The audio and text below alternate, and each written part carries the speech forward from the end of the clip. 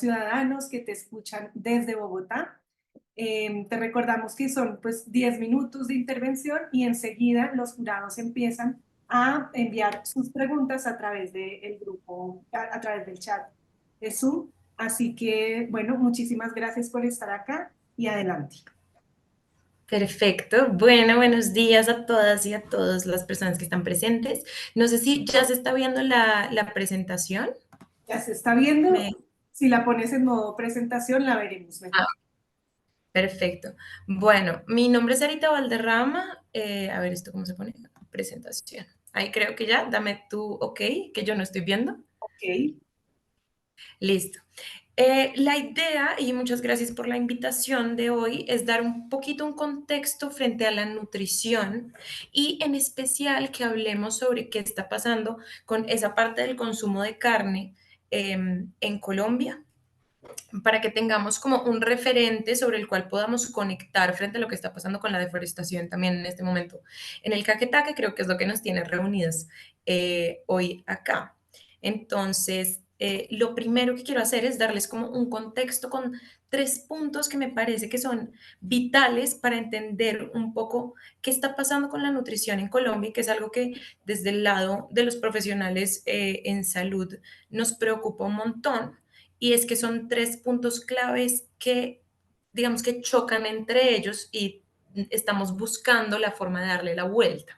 Según la encuesta de la situación nutricional del 2015 en Colombia, que fue la última que salió ya hace casi 10 años, nos dimos cuenta que 54,2 de cada 100 hogares en Colombia se encuentran en inseguridad alimentaria. Esto quiere decir que dentro de las casas las personas viven con la incertidumbre de cuándo va a ser su próxima comida. No solamente cuándo, sino además qué va a ser y cuánto va a ser. ¿Listo?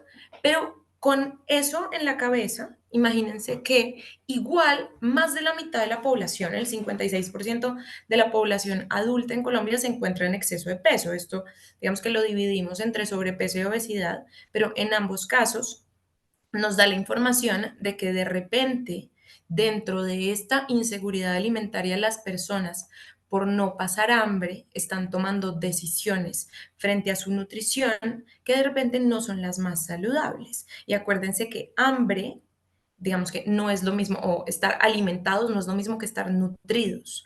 Uno puede tener la panza llena, pero no necesariamente la panza llena de lo que tiene que estar llena. ¿Listo? Y todo esto lo conectamos con este dato del Departamento Nacional de Planeación en el 2020, que es que en Colombia 9,76 millones de toneladas del alimento se desperdician al año. O sea, eso es 34% de la producción total de alimentos que tenemos en Colombia se va a la caneca, sobre todo alimentos que son perecederos. Esto significa que son alimentos de mayor valor nutricional. ¿Listo? Esto como para que hagamos un check de qué está pasando ahí. Ahora, si empezamos a hablar de carne que entra dentro de esos alimentos perecederos, vamos a hablar sobre qué es la parte muscular y de tejidos blandos que rodean al esqueleto de los animales, de las diferentes especies. Especialmente aquí vamos a hablar de especies terrestres, ¿listo? Y que ha sido declarada inocua y apta para el consumo humano. Inocua hace referencia a la cantidad de microorganismos que tiene. Hay una diferencia que es importante que hagamos y es entre carne procesada y carne roja. Carne roja va a ser como la carne fresca que nosotros conocemos o mínimamente procesada. Entonces, carne molida o carne armadita en hamburguesas o carne picada y empacada. ¿Listo? Y la carne procesada van a ser aquellos derivados de esta carne fresca, como pueden ser el jamón, la tocineta, por ejemplo, salsas que vienen con carne. Ahora, hablemos de carne roja especialmente, y por eso quería hacer la aclaración entre carne roja y carne procesada. Cuando hablamos de carne, vamos a tener unos pros y unos contras, que es muy curioso en nutrición cuando hablamos de un alimento ponerle contras, porque nunca deberíamos comernos algo que tenga contras, ¿no? Todo debería tener solamente pros. Lo que pasa es que la vinculación que nosotros hemos generado con las carnes, especialmente en Colombia, se ha convertido excesiva y eso hace que tengamos también unos contras que nos toca tener en cuenta para modular este consumo y evitar llegar ahí. ¿Listo? Entonces, cuando hablamos de pros, vamos a tener que la carne roja es una proteína de alto valor biológico. Esto quiere decir que para nuestro cuerpo es fácil absorberla, es fácil acceder a los nutrientes que ella tiene. Contiene hierro hémico, que es un tipo de hierro que para nosotros los seres humanos es como la versión más disponible nutricionalmente, y esto va a generar una protección sobre todo para anemias en población que puede llegar a ser vulnerable, como los niños y como las mujeres embarazadas. De igual manera, es fuente o es rica en vitaminas del complejo B, que van a ser las encargadas de la modulación de la energía y también de los glóbulos rojos. Entonces, es segundo punto para prevenir o evitar anemias. Y de zinc. ¿Listo? Y algunas contras es que tiene un alto contenido de colesterol y grasas saturadas, lo cual lo pone en un lugar como de riesgo para desarrollo de enfermedad cardiovascular. ¿Listo? Está asociado al desarrollo de cáncer colorectal. Entonces, cada 100 gramos de carne consumida por una persona tienen 17% más posibilidad de desarrollo de cáncer colorectal. Y finalmente creo que es lo que nos junta hoy aquí, y es que tiene un alto costo, y ese alto costo no solamente va a ser monetario, sino que va a ser el alto costo en el impacto ambiental que tiene en este momento su producción. Este impacto ambiental, digamos que lo que nosotros más vemos es la emisión de gases de efecto invernadero. Yo les puse esta fotico porque me parece que es perfecta para mostrar el impacto que tiene tener vacas, sobre todo. ¿Listo? Entonces, aquí están las vaquitas, aquí están los animales, y aquí está la cantidad en kilogramos de CO2 por cada 100 gramos de carne que se producen. Entonces, si comparamos las legumbres, como por ejemplo el frijol, la lenteja, el garbanzo, con la carne, pues nos vamos a dar cuenta que casi que está en cero, mientras que este casi está en el 150%. Estos gases de efecto invernadero pues van a tener, digamos que a nivel medioambiental, muchos problemas. Este pues no es mi área de enfoque. Sin embargo, cuando nos centramos solo en eso, que es en lo que generalmente nos centramos, dejamos de ver que también el piso que esas vacas están pisando se va a ver afectada. Entonces aquí quise poner esta fotico. Esta justamente es del Caquetá, y la FAO nos dice que el pastoreo de ganado, y aquí pues se habla también de los cultivos forrajeros, son los principales impulsores agrícolas de la deforestación, la pérdida de la biodiversidad y la degradación de la tierra. Entonces, claro, para tener vacas, ¿qué necesitamos? Espacio. Y para tener espacio, ¿qué necesitamos? Cortar árboles. Y esas vacas igual van a tener un efecto sobre la tierra porque van a estar en constante, digamos, pisado de esa tierra, y esto va a generar pues que esa tierra eventualmente deje de ser viable para tener otros cultivos, y se va a perder la biodiversidad que está alrededor. Ahora, cuando volvemos a la nutrición, es cómo llegar al equilibrio, ¿no? ¿Qué podemos hacer si igual hay unos pros y unos contras en este consumo? Si sabemos que tiene a nivel nutricional y de salud unas situaciones que están pasando, pero además medioambientalmente también necesitamos moderarlo. Entonces, el EAD Lancet hizo un informe muy interesante en el 2019 donde dice que para llegar al equilibrio y ser un ser humano que vive de forma consciente en el mundo, es importante que lleguemos a la reducción por lo menos al 50% del consumo de carnes rojas y azúcares. ¿Qué significa esto? Que máximo comamos 500 gramos de carne a la semana. Máximo. ¿Qué son 500 gramos de carne a la semana? Dos tajadas de jamón pesan alrededor de 50 gramos. Una porción de carne es más o menos del tamaño de la mano, y esa porción pesa entre 100 y 120 gramos. Entonces, si consumiéramos carne 5 días a la semana, ya estaríamos llegando a ese máximo.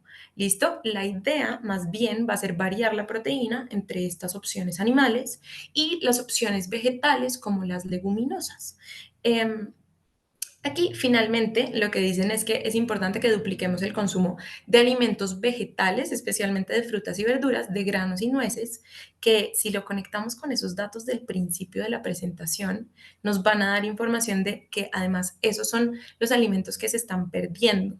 Entonces vamos a poder hacer como un matar dos pájaros de un tiro aquí y es ayudar a que no se desperdicie tanto alimento y a la vez a ser más coherentes con el consumo de cárnicos y con el medio ambiente y la deforestación. Aquí les puse como alguna bibliografía donde saqué la información que tuve hoy y que también es bibliografía muy interesante que habla sobre la seguridad alimentaria, etcétera, etcétera.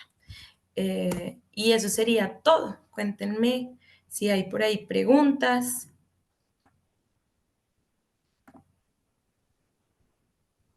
Muchas gracias, Sarita, por tu presentación. Creo que ha sido muy clara y ya nos empiezan a llegar preguntas por el chat. Ujú. Entonces, a medida que las A ver vayamos si... recibiendo, te voy contando. Bueno, entonces, había una pregunta de qué otros alimentos podemos de qué otros alimentos podemos obtener los nutrientes que obtenemos de la carne.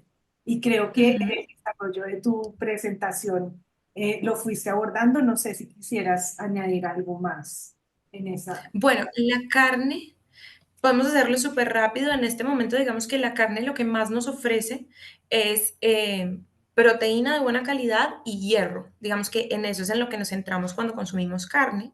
Y eso lo podemos obtener también del mundo vegetal, de las leguminosas. Entonces, frijoles, garbanzos, lentejas, soya, usualmente mezclados con un cereal como el arroz, vamos a lograr obtener una proteína completa y si lo mezclamos con algún alimento fuente de vitamina C, vamos a obtener el hierro que necesitamos obtener. Entonces, tomar con una limonadita o echarle limón a las lentejas es una súper buena estrategia. Muchas gracias, Sara. Aquí se están preguntando por qué se pierden los alimentos sabiendo mucha gente que no tiene que comer.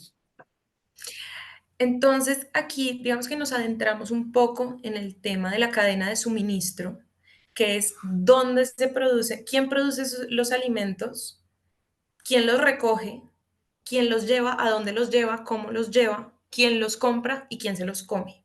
¿No? Esto es una cadena que arranca desde el agricultor que pone las semillas y en este país todavía estamos teniendo muchos problemas con esa cadena. Entonces, lo que está pasando, lo que pasa muchas veces es que el alimento, cuando, digamos, viene ya, se cosecha, cuando viene hacia las grandes ciudades donde están como los centros de abasto, hay algún derrumbe, por ejemplo, en la carretera. Y ahí, no sé si han visto que en Colombia pasa mucho como se están perdiendo muchos mangos. Pues se produjo mucho mango y luego se cerró la vía al llano y se perdieron toneladas de mango. Por eso, esa es una de las razones. Y la segunda razón es que en medio de esta producción de alimentos, a los agricultores se les está pagando muy poco. Entonces, toda esta cadena de suministro cuesta tanto que al productor le llega muy, muy poca plata. Y a veces prefieren botar los alimentos que regalarlos o que pues venderlos así, les termina costando más a ellos intentar transportarlos, venderlos y todo esto y se terminan perdiendo. Entonces, una de las estrategias que tenemos a nivel pues, personal y comunitario para evitar esta pérdida de alimentos es intentar, sobre todo las personas que se encuentran en el área rural o que están cerca de los cultivos urbanos y periurbanos, es conseguir los alimentos directamente desde los agricultores y no esperar a que tengan toda esta cadena de suministro donde primero el agricultor se queda con un muy, muy, muy bajito o casi nulo porcentaje de eso, habiendo hecho todo el trabajo. Y también, pues, evitamos que se pierdan ahí como en el proceso.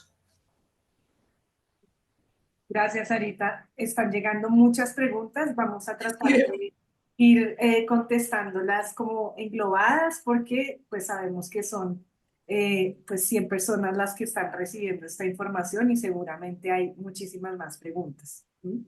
Claro que sí.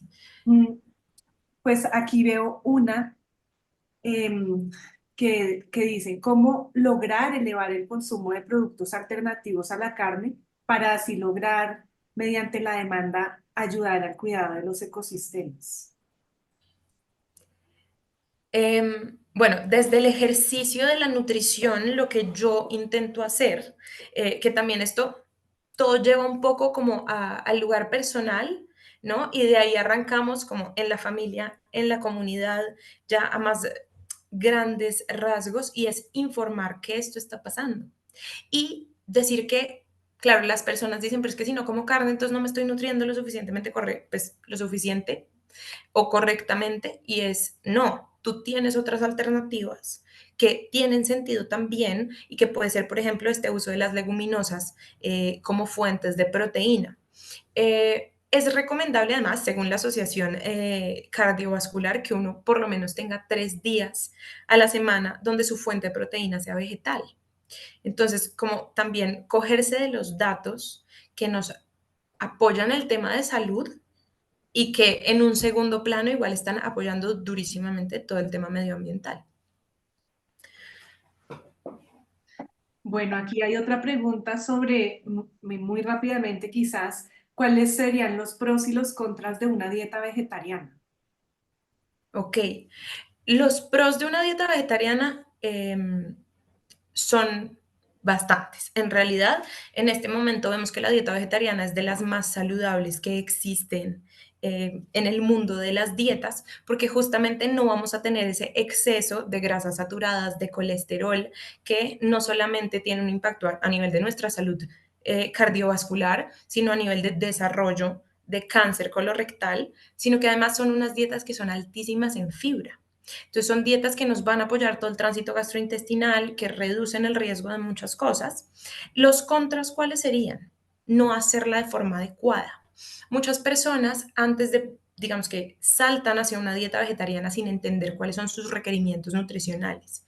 Y entonces ahí es cuando empiezan a, por ejemplo, compensar un grupo nutricional como es la proteína con otro, como es el carbohidrato, que tienen características totalmente diferentes. Entonces vemos vegetarianos que se dedican a comer, por ejemplo, papa, arroz y plátano, y es como ahí no estás obteniendo proteína y eso va a ser pues, perjudicial a largo plazo. Y el tema pues del hierro que les comentaba y de la vitamina B12, pero todo eso se puede, el hierro pues se puede obtener por medio de las leguminosas y la vitamina B12 se puede suplementar. Entonces, eso se puede lograr de forma más bien sencilla. ¿Listo? Gracias. Ya vamos a ir con las últimas dos preguntas para darle paso a la siguiente intervención. Y Uy, hay, dale. creo que vimos la misma.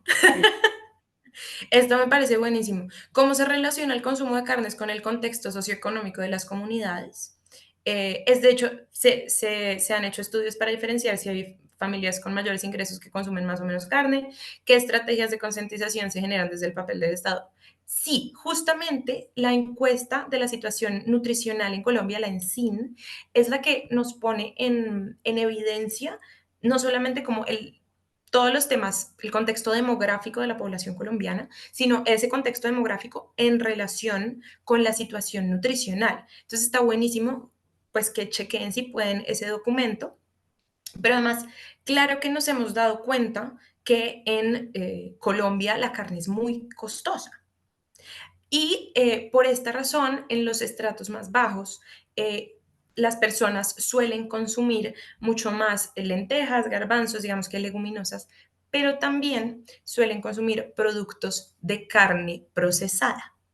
Y entonces en esos productos de carne procesada, por la idea de estoy consumiendo carne, que es un producto que va a traer beneficios a mi salud, se consumen de forma, digamos que un poco más masiva, porque son un poco más baratos o sí, menos costosos, pero estos productos vienen con una cantidad de químicos añadidos porque son ultraprocesados y entonces generan un deterioro en la salud. Entonces, dentro de esa inseguridad alimentaria, por eso yo les ponía esos dos datos, que es como, ¿cómo me puedes decir que la mitad de las casas en Colombia están en inseguridad alimentaria, pero a la vez tienen exceso de peso? Y es como las elecciones frente a los alimentos, claro, se toman basándose en cuál es el acceso económico dentro de las casas. Ahora, ¿qué estrategias de concientización se generan desde el papel del Estado en los programas de alimentación en las ciudades? Ush, este es un tema bien, bien interesante. Se han hecho muchos proyectos. Lo que pasa es que a nivel de alimentación, sobre todo, nos enfocamos o se ha enfocado el tema en población vulnerable, niños, mujeres embarazadas y adulto mayor. Entonces, esta población, que es la del medio, que es la de como resuelvan como puedan, a veces hacerlo así termina siendo un problema porque lo que tenemos es mujeres embarazadas con enfermedades como diabetes gestacional o personas que llegan a ser adultos mayores ya enfermos porque nunca nadie les dio información como en el tiempo medio de adultez. No sé cómo vamos de tiempo. Creo que ya, ¿cierto? Sí, Sarita, ya debemos ir cerrando. Intentamos abordar pues la mayor cantidad de preguntas, pero el tiempo es muy corto y son muchas inquietudes. Así que te agradecemos muchísimo por el espacio, por la claridad de la presentación y bueno, creo que tus aportes van a ser fundamentales para las conversaciones que van a tener los jurados el día de hoy. No, muchas gracias a ti. Igual las preguntas, si quedan ahí, me pueden escribir un mensajito, a mí me encanta responder. Y muchas gracias por la invitación. Lo que necesiten a la orden está ahí. Muchas Bueno, gracias, Sarita. chao, feliz día. Gracias. Bueno, a continuación entonces vamos a dar paso a la tercera y última intervención de este bloque, que está a cargo del profesor Fabio Pachón de la Universidad Nacional. Él muy generosamente nos compartió su intervención vía video, así que la vamos a ver y al final esperamos tener pues un espacio también de intercambio de preguntas con el profesor.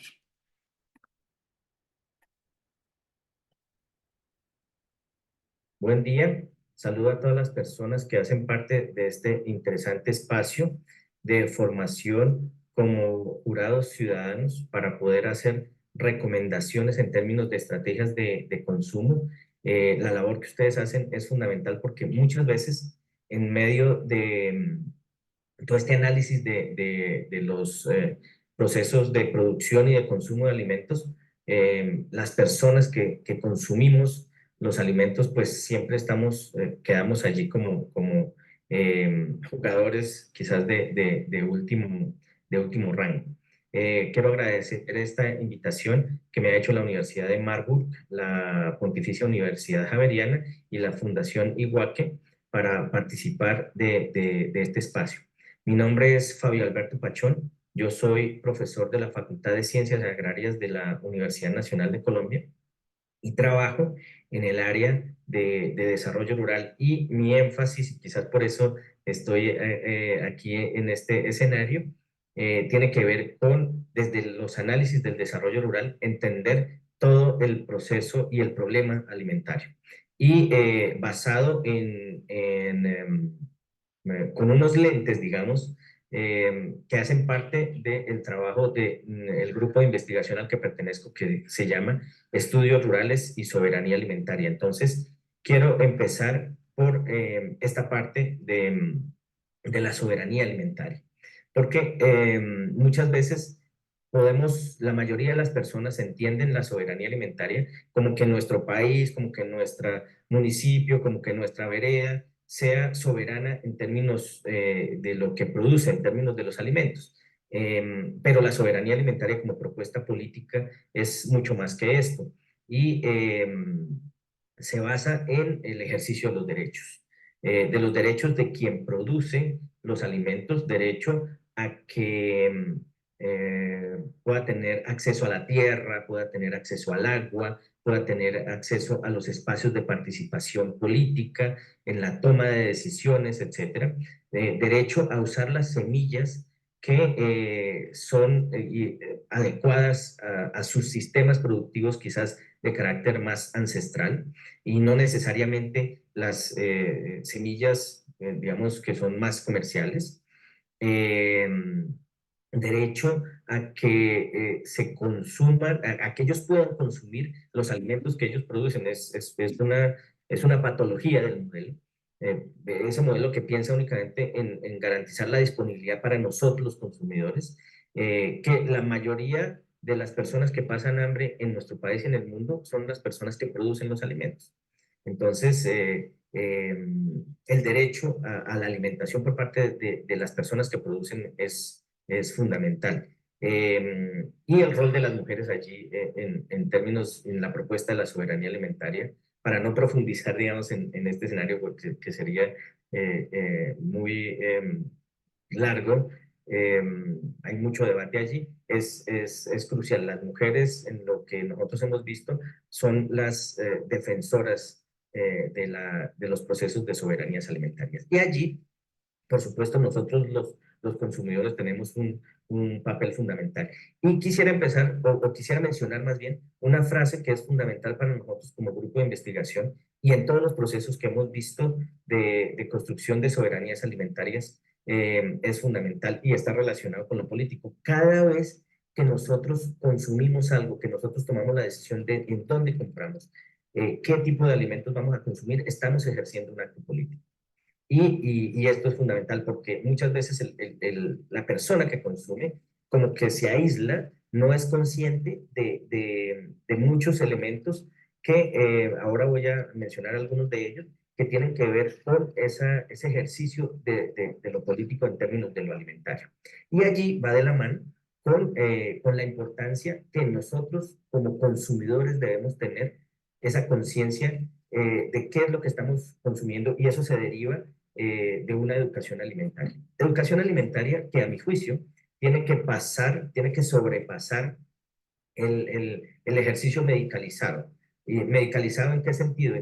En que yo tengo que saber cuántas proteínas consumo, cuántos carbohidratos, cuántas calorías estoy consumiendo. El alimento va mucho más allá el alimentarnos más bien, va mucho más allá de simplemente una contabilidad de nutrientes. Porque tenemos que alimentarnos de acuerdo a nuestra cultura, de acuerdo a nuestras creencias, de acuerdo a lo que realmente somos. Nosotros somos esencialmente lo que consumimos.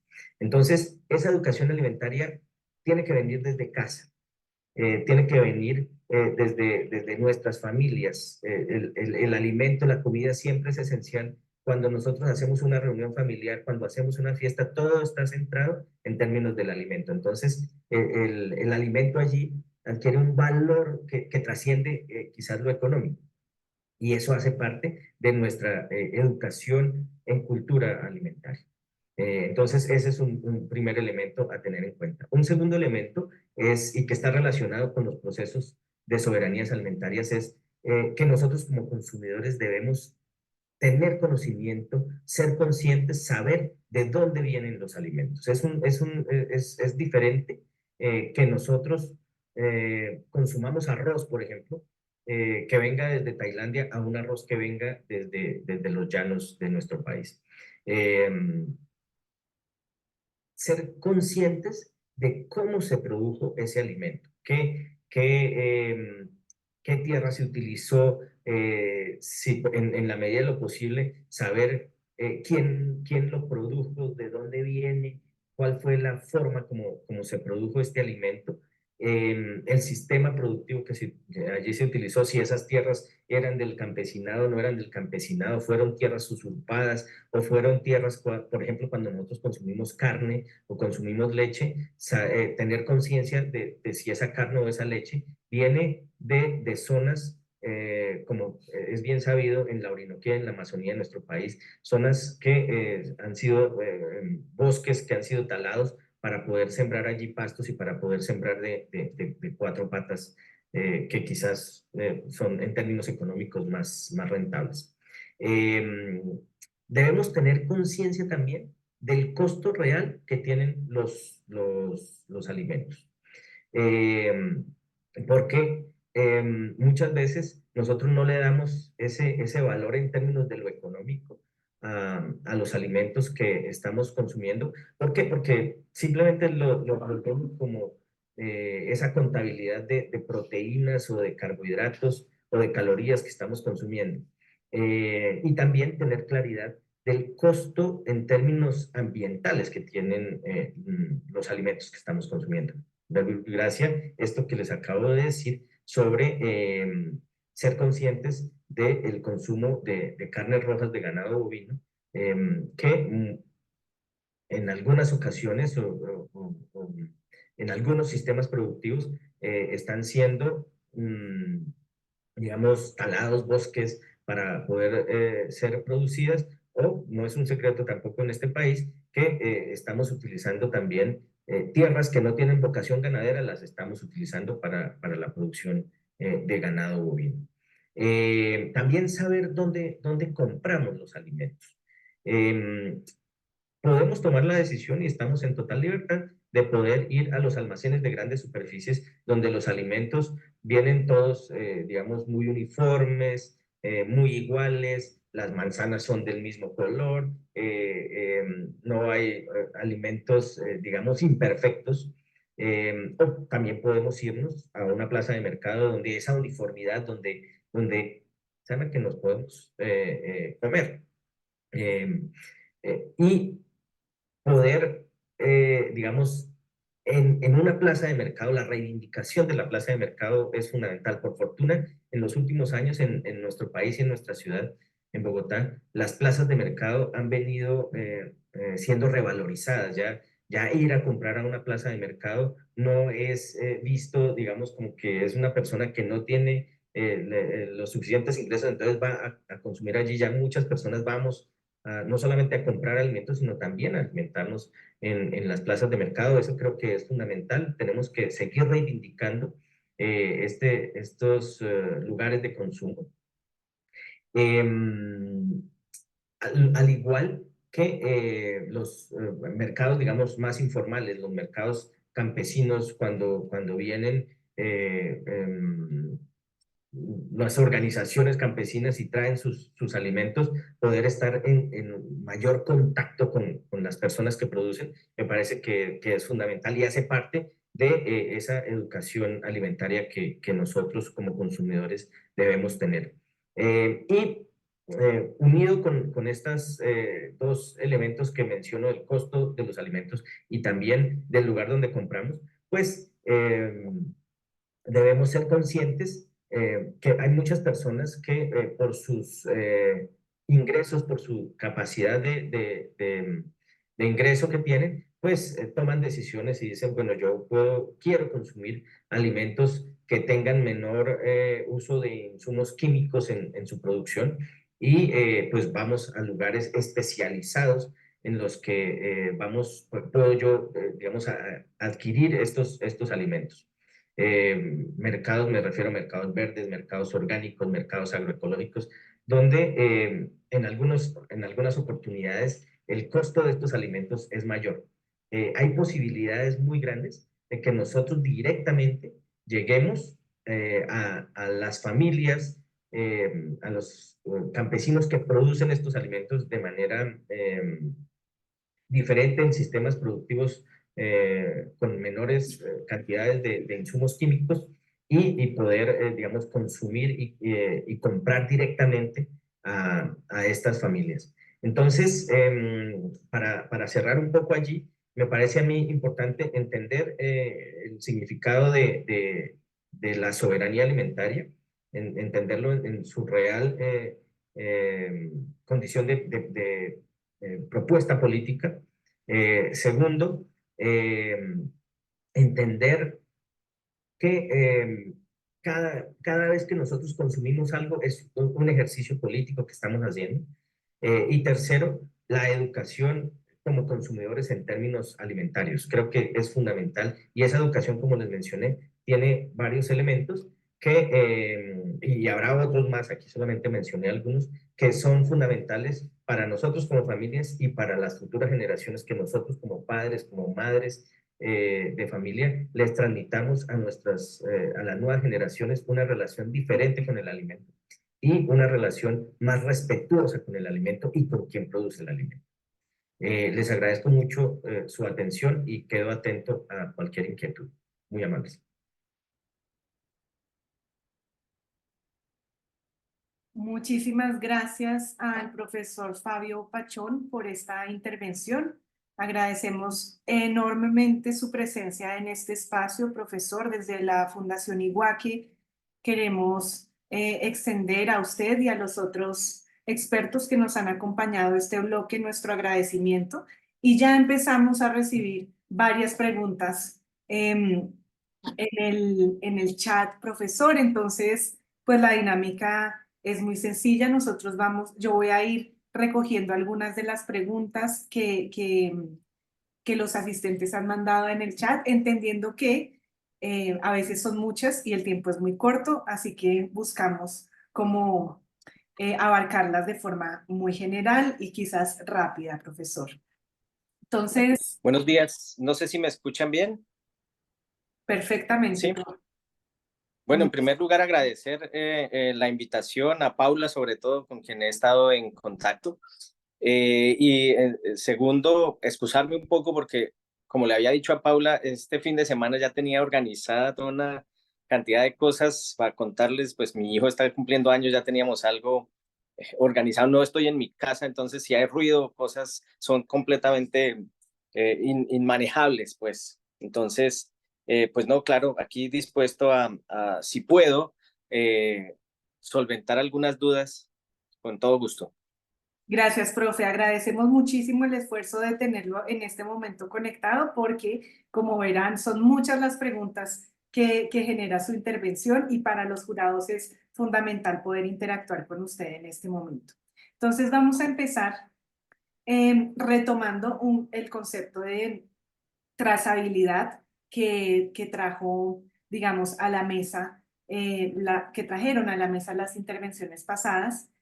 Hay una pregunta con respecto a la trazabilidad que deben tener los alimentos producidos en el país o que se espera que tengan estos alimentos. ¿Se hacen las mismas exigencias para productos importados y quién vigila estos procesos?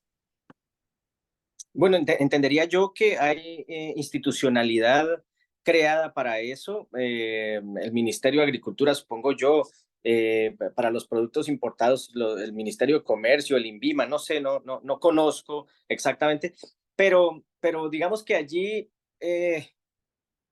hay como una idea de que las cosas que vienen de fuera son quizás mejores que las que producimos nosotros.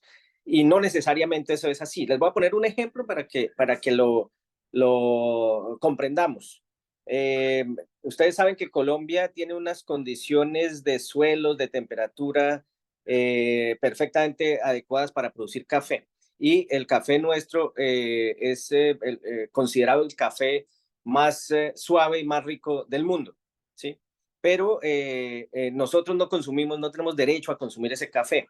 Entonces, siempre consumimos el café de peor calidad, el café que muchas veces ni siquiera es café, y eso se va para afuera. Lo valoran en otros lugares y no necesariamente lo valoramos nosotros. Entonces, no todo lo que viene de otros lados es lo mejor. Nosotros aquí, por nuestras condiciones agroecológicas de suelos, de temperatura, podemos producir de todo el año con mejor calidad, a excepción, incluso frutas como la manzana, como la pera, también las podemos producir en las zonas altas, y esas son frutas que vienen de países templados. Nosotros también las podemos producir. Pensar que todo lo de mejor que el nuestro, creo que hace parte de algo que mencionaba en la intervención, y es quizás una falta de cultura alimentaria, ¿no? que tenemos en nuestro país. Y entonces siempre quisiéramos consumir las manzanas más rojas, más bonitas, perfectas, pero también tenemos manzanas nativas. La manzana Ana, que se produce en el altiplano cundiboyacense o en algunas otras zonas del país, también es de muy buena calidad. y no necesariamente deben tener esas formas perfectas los alimentos para que nos nutran de manera adecuada. Entonces, creo que allí hay algo fundamental y es irnos concientizando de eso. En el fondo, es ir creando esa cultura necesaria, urgente, en todas nuestras familias de una alimentación quizás un poco más consciente. Profesor, ¿y usted cómo piensa que podemos tener una mayor comunicación o mayor contacto con los agricultores para poderlos apoyar? ¿Cómo podríamos hacerlo como consumidores desde Bogotá? Bueno, lo primero es que tenemos que ser conscientes de que son los campesinos los que producen nuestros alimentos. O sea, lo que cada persona que está en esta reunión desayunó esta mañana, si fue el chocolate, ese cacao, muy probablemente se produjo o en Santander o en la Orinoquía o en lugares de clima un poco más cálido. La leche muy probablemente se produjo en Ubaté o se produjo en la sabana de Bogotá. Cada una de las cosas que hoy desayunamos, que anoche comimos y que con las cuales nos alimentamos son producidas por nuestros campesinos. Y nuestros campesinos en realidad los hemos tratado históricamente como ciudadanos de tercera clase. Y tendríamos que empezar por reconocer la importancia que tiene este campesinado, primero. Segundo, reconocerles sus derechos. El campesino, como cualquier otro ciudadano, tiene derechos que están consagrados, no solamente en la Declaración de los Derechos del Campesinado, sino también están consagrados en la propuesta que el campesinado mismo ha construido de soberanía alimentaria, donde allí se plasma el derecho a acceder a la tierra, el derecho a acceder al agua, el derecho a usar sus propias semillas, el derecho a que se les pague justamente un valor adecuado, digamos, el precio justo por sus alimentos, el derecho, y esto es una paradoja terrible, el derecho a que ellos puedan alimentarse con lo mismo que están produciendo, porque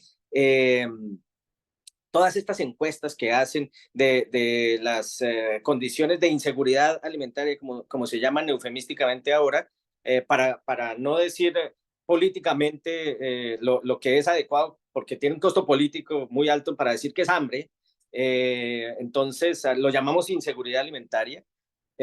Pues la mayoría de las personas que están pasando en esta situación pues son los campesinos, las campesinas, que son quienes están produciendo los alimentos. Fíjense la paradoja, ¿sí? Entonces, reconocer sus derechos. Nosotros como consumidores debemos saber de dónde vienen estos alimentos en la medida de lo posible. Nosotros necesitamos identificar que perdón, es que estoy conectado aquí en mi celular y me empiezan a llegar unos mensajes. Ser conscientes que si vamos a comprar nuestros alimentos a una plaza de mercado, es muy probable que esos alimentos sean, digamos, la cadena en la que llegó hasta esa plaza de mercado quizás es más corta y muy probablemente sí es producido por familias campesinas. Hay muchos escenarios como los mercados campesinos y otro tipo de cosas que en los últimos años han venido tomando una vez más relevancia, porque es una tristeza que nosotros vamos a nuestros pueblos y en los pueblos ya casi no existen ni siquiera plazas de mercado. Ahora la gente prefiere ir a comprar a cualquier almacén de cadena de estos baratos o otros más caros, para no decir nombres, y están evitando ir a la plaza de mercado, cuando la plaza de mercado hace parte de nuestra cultura, de nuestras costumbres. Cuando yo era joven y en el pueblo donde nací, donde crecí, donde íbamos a hacer mercado era en la plaza de mercado, y allá uno se encontraba con los campesinos, donde íbamos a comer, y la comida más rica, eso sí, si uno quiere comer delicioso en este país, vaya a las plazas de mercado. Allá es donde consigue la comida más rica. Quizás sí, claro, pues es que de pronto la manteca que usaron allí para esto, pueda que nutricionalmente no sea lo más adecuado. pero realmente son los sabores nuestros, es la cultura nuestra. Y nosotros podemos en nuestras casas también reivindicar esa cultura alimentaria. Entonces, para estar más cerca al campesinado, pues tenemos que buscar espacios donde ellos están comercializando sus alimentos y pagar lo que es adecuado. Uno va a una plaza de mercado y entonces, o cuando íbamos a la plaza de mercado, decíamos, íbamos y pedíamos rebaja, pero si usted va al Éxito, va a Carulla, pues ya mencioné nombres ahora sí, o a estas cadenas de supermercados, usted no va a pedir rebaja ya, ¿no? Usted simplemente va y este es el precio, usted paga de malas, eso es lo que es. Cambio, fíjense, uno va a la plaza, no, allá sí voy a pedir rebaja o écheme la ñapa, eso tiene unas ventajas. Entonces, devolvernos a esas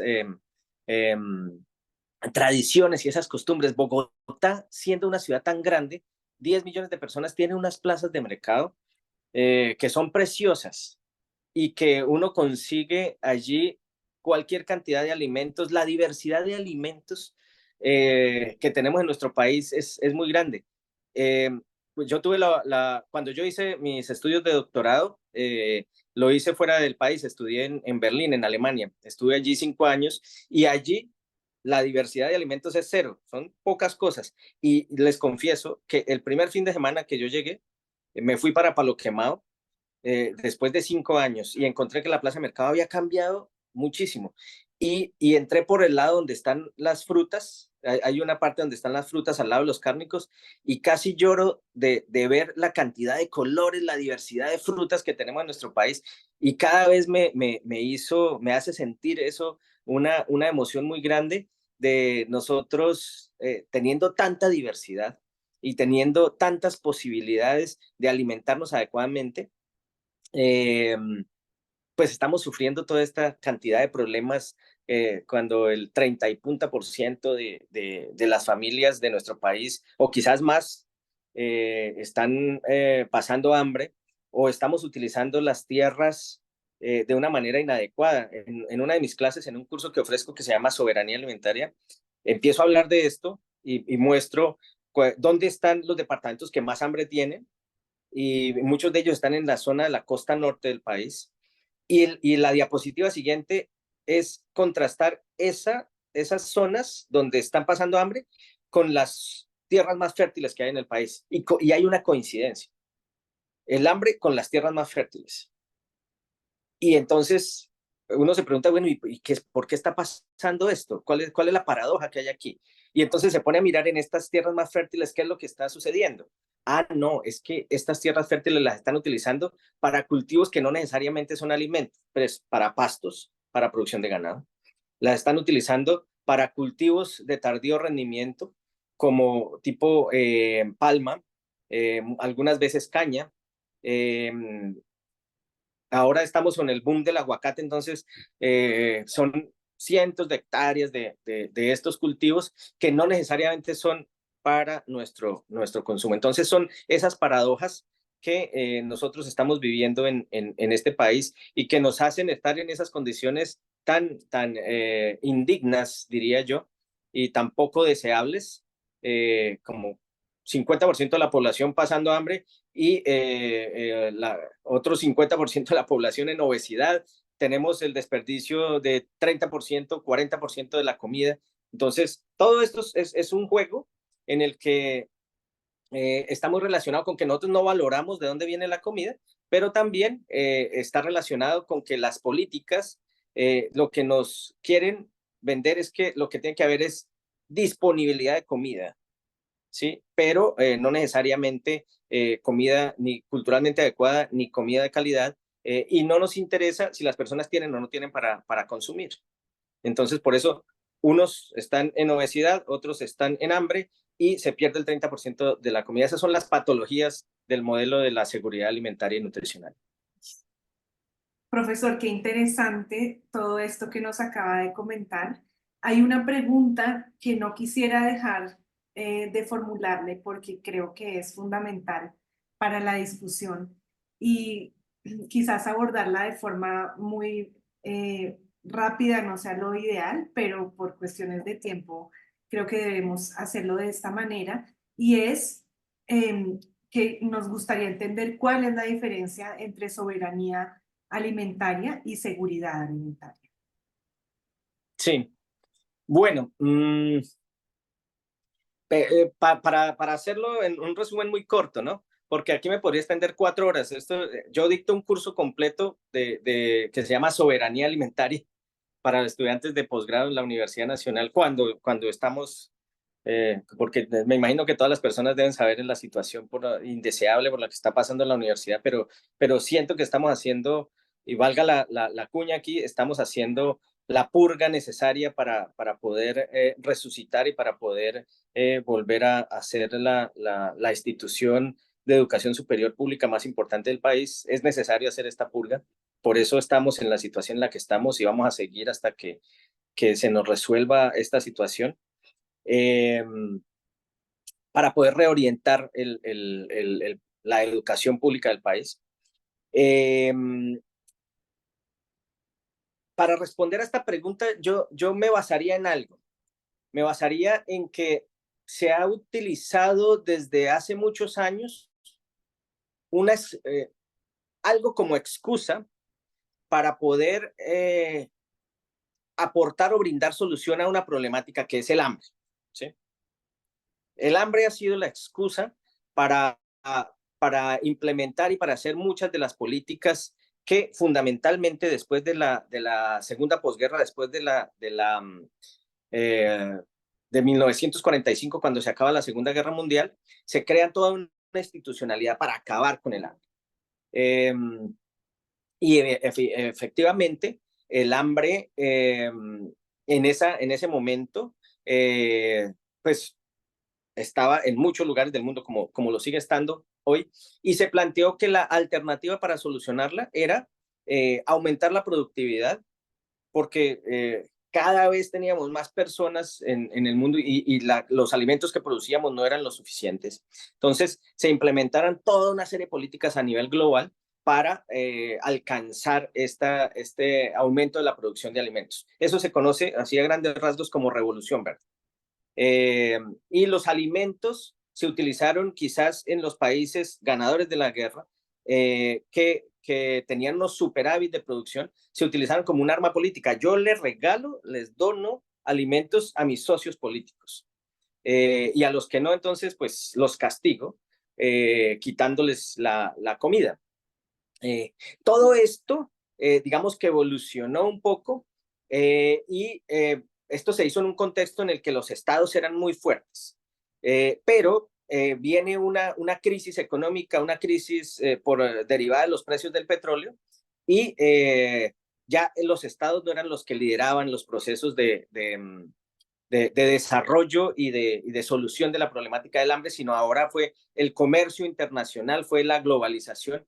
Y en esta era neoliberal, la respuesta de toda esta institucionalidad a la problemática del hambre en la era neoliberal fue la seguridad alimentaria, que después cambió un poco al contexto de la seguridad alimentaria y nutricional, pero que es como la evolución de todas esas políticas que venían desde 1940 y tantos.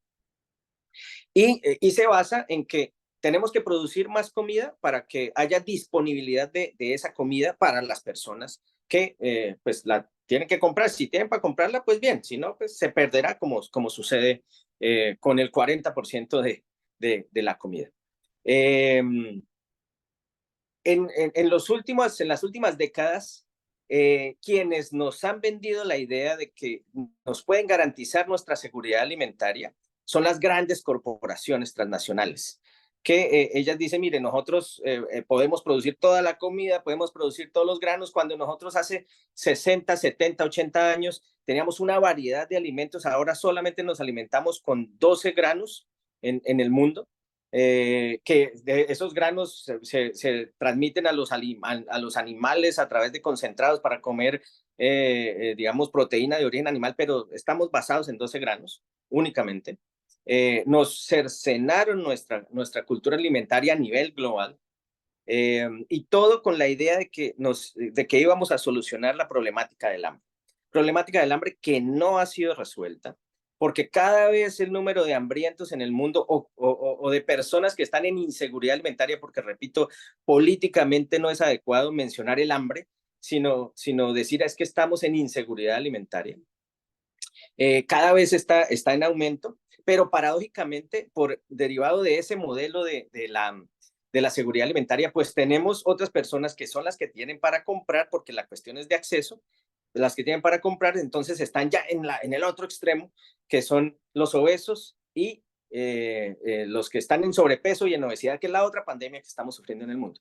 Y a la par, pues estamos desperdiciando el 40%, 30 y tanto por ciento, 35, pongámosle, es un poco más, pero de la comida. Con ese 37% de comida que nosotros desperdiciamos, podríamos alimentar a los 1.000 millones de personas en el mundo que están pasando hambre, si la cosa no fuera únicamente de acceso, ¿sí? De disponibilidad y acceso. Pero por el otro lado, el movimiento campesino unido a nivel global, que en la vía campesina ellos proponen, digamos, la contraparte, que es la soberanía alimentaria. Y la propuesta de la soberanía alimentaria, paradójicamente, ha intentado ser cooptada por esta misma institucionalidad para decir, mire, es que si nosotros garantizamos la soberanía alimentaria, pues vamos a garantizar la seguridad alimentaria, entonces la van subsumiendo allí para quitarle todo ese peso y ese carácter político que tiene la soberanía alimentaria, por un lado, o por el otro, simplemente dicen, no, es que la soberanía alimentaria es que nosotros podamos producir nuestra propia comida como país o como vereda o como municipio. Eso no es la soberanía alimentaria. La soberanía alimentaria va más allá de eso. La soberanía alimentaria tiene como eje central los derechos de quienes producen los alimentos, de los campesinos, de los negros, de los indígenas, de los pastores, de los artesanos, de los pescadores, de todas las personas que están viviendo en la ruralidad. Ellos tienen todos unos derechos que nosotros en este país no se los hemos reconocido. ¿Derecho a qué? Acceder a tierra, fundamental. Entonces, reforma agraria está allí. ¿Derecho a qué? Acceder a espacios de participación política. Nosotros casi no teníamos, afortunadamente en los últimos años, la participación de senadores campesinos cada vez es mayor y eso se ha notado pues en términos de algunas políticas públicas.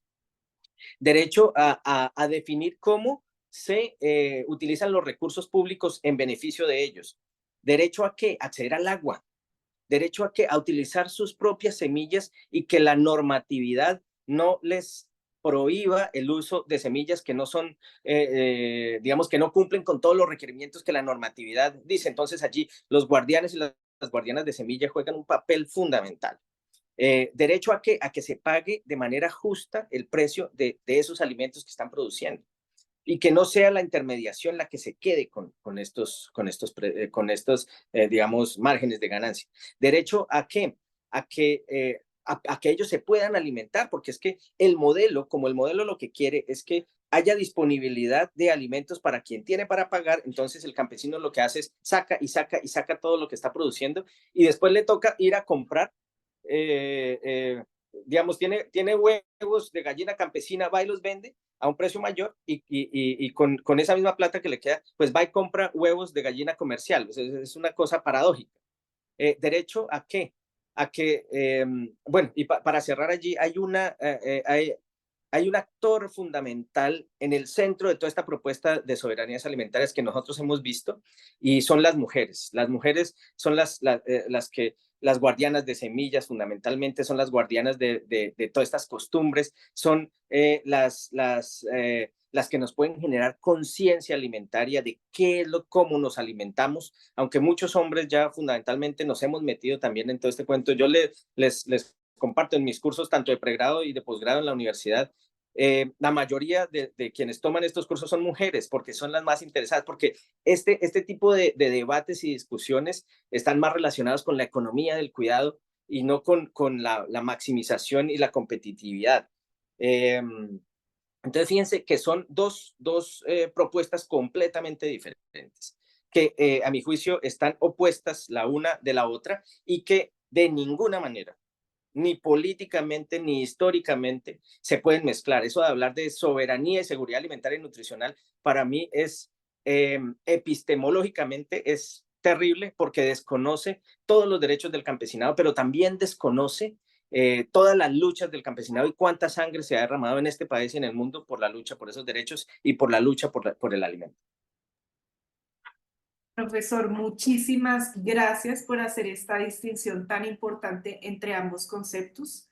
Creo que hemos recogido como el mensaje fundamental entre la diferencia entre seguridad alimentaria y soberanía alimentaria. Agradecemos muchísimo la generosidad de su tiempo y haber hecho el esfuerzo de estar hoy aquí conectados para interactuar con el público. Y bueno, de esta forma ya debemos continuar con la agenda y dar cierre a este primer bloque de expertos que en esta mañana estuvo orientado a conversar sobre el consumo. Yo veo muchas preguntas que están formulando los jurados allí desde Juan 23 y desde La Esmeralda, que si bien no abordamos en este momento directamente, si fuimos recibiendo elementos como para ir teniendo un juicio sobre ellas. Y quiero recordarles que esta tarde vamos a tener otro bloque nuevamente, otra franja, donde vamos a abordar el tema de la producción. Y quizás allí sea el momento de pues dar respuesta a estas preguntas que no fueron tenidas en cuenta o abordadas en este momento. Les agradecemos mucho la conexión y nos volvemos a conectar esta tarde para ahora darle paso a la agenda de la jornada del día. Muchas gracias a todos, gracias a los asistentes por estar atentos a las preguntas del público y bueno, nos vemos más tarde.